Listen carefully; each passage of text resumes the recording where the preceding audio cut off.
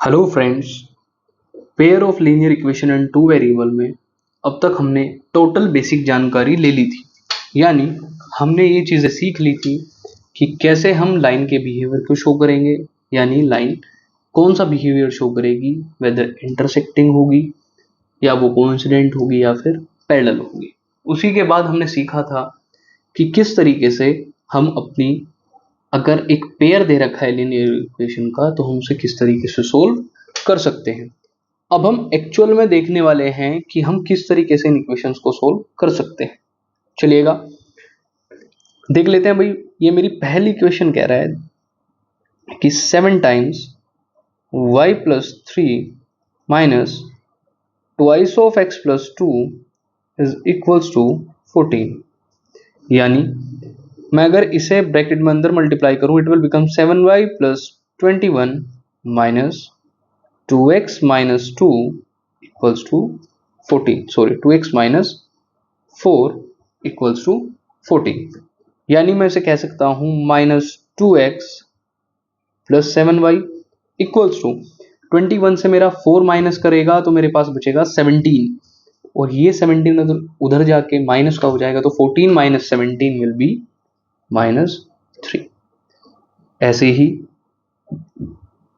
अब हम देख लेते हैं मेरी सेकंड इक्वेशन। ये कह रहा है कि 4 times y minus 2 plus 3 times x minus 3 equals to 2 है।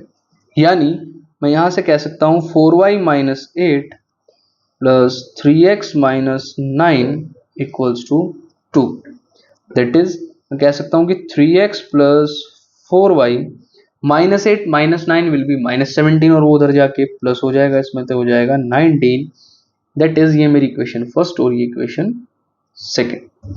अब अगर आपको एक भी बार याद आ जाए कि हमने लास्ट टाइम एक बात कही थी कि अगर मेथड नहीं दिया हुआ है तो हम कोई सा भी मेथड इस्तेमाल कर सकते हैं ऑफ आवर चॉइस। सेकेंड, अगर हम एलिमिनेशन से करते हैं तो मुझे इजी पड़ेगा। यानी एलिमिनेशन मेथड कहता था आपको कि आप किसी भी एक कोफिशिएंट के, ध्यान से सुनिएगा, किसी भी एक कोफिशिएंट के, सॉरी किसी भी एक वेरिएबल के अगर कोफिशिएंट को आप सेम कर लेते हैं तो आपका काम हो जाएगा। कैसे, ध्यान से देखिएगा भाई। अगर मैं x की ही बात करता हूं तो x के स्टार्टिंग में यहां कितना है, -2। स्टार्टिंग का मीन्स कोफिशिएंट, x का कोफिशिएंट यहाँ -2 है और यहाँ 3 है। तो हम साइन ना देखते हुए सिर्फ एक चीज देखते हैं, एक जगह 2 है और 3 है और मुझे इन्हें किसी तरीके से इक्वल करना है। यानी क्यों ना मैं ऊपर वाली इक्वेशन को 3 से और नीचे वाली इक्वेशन को 2 से मल्टीप्लाई कर दूं। और अगर हम ऐसा कर देते हैं तो हमारे पास x का कोफिशिएंट तो सेम हो जाएगा। यानी हमें एक लाइन लिखनी है, क्या भाई, multiply by 3 in equation first and by 2 in equation second. पहली में मैंने 3 से मल्टीप्लाई करा और दूसरी में मैंने 2 से मल्टीप्लाई करा। होगा क्या, ध्यान से देखिएगा। इतना करते ही मेरे पास जो पहली इक्वेशन है वो कितनी हो जाएगी भाई, 3 से मल्टीप्लाई करते हुए चलेंगे तो 3 2 6, दैट इज माइनस 6x।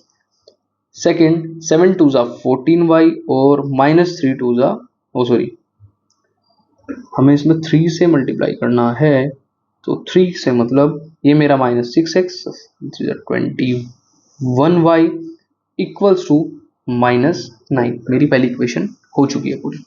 ऐसे ही मैं एक बार सेकंड को देख लेता हूँ। सेकंड में मुझे 2 से मल्टीप्लाई करना है तो ये हो जाएगा 3 2 6x plus 4 2 8y equals to 19 2 38। ये मेरे पास दो इक्वेशन है। और आप ध्यान से एक चीज ऑब्जर्व करेगा, अगर मैं इन इक्वेशन को डायरेक्टली ऐड कर देता हूँ, इन इक्वेशन को अगर मैं डायरेक्टली सिर्फ ऐड कर देता हूँ, या तो आप इन इक्वेशन को कोई नाम दे उसके बाद लिखे कि adding equation first and second, या फिर आप डायरेक्टली इस मेथड से भी कर सकते हैं जो आपको आसान पड़ने वाला है। अगर आप इसे ऐड करेंगे, दैट इज मैं लिख देता हूँ आपने इसे ऐड करा, तो सिंपली आप मुझे एक बात बताओ, LHS LHS में ऐड होगा और RHS RHS में, तो -6x और +6x ये दोनों हो जाएंगे एक दूसरे से शहीद, यानी ये दोनों हो गए कैंसिल। अब ये भाई साहब कैंसिल हुए तो यहाँ 21 और 8 मिलके बना देगा 29y इक्वल्स टू, और देखिएगा भाई यहाँ 38 है और माइनस का 9 है, सिंपल सी बात है, 38 से 9 सब्ट्रैक्ट करना है और 38 से जैसे ही आपने 9 सब्ट्रैक्ट करा आपके पास आया 29। तो आप इजीली कह देंगे सर मेरी y की वैल्यू यहाँ से कितनी आई 1। y की वैल्यू मेरी यहाँ से कितनी आई 1 1 1। चलिएगा, अब अगर आपके पास y की वैल्यू आ गई है तो आपको सेकंड काम क्या करना है भैया, y की वैल्यू आते ही मेरा दूसरा काम यहाँ रहेगा, आप किसी भी एक इक्वेशन में, फर्स्ट में या सेकंड में, किसी भी एक इक्वेशन में पुट करें y की वैल्यू और आप वहां से x की वैल्यू बता दें। जैसे मैंने यहाँ लिखा, सेकंड में कर देता हूं मैं, put in equation second that is y equals to 1।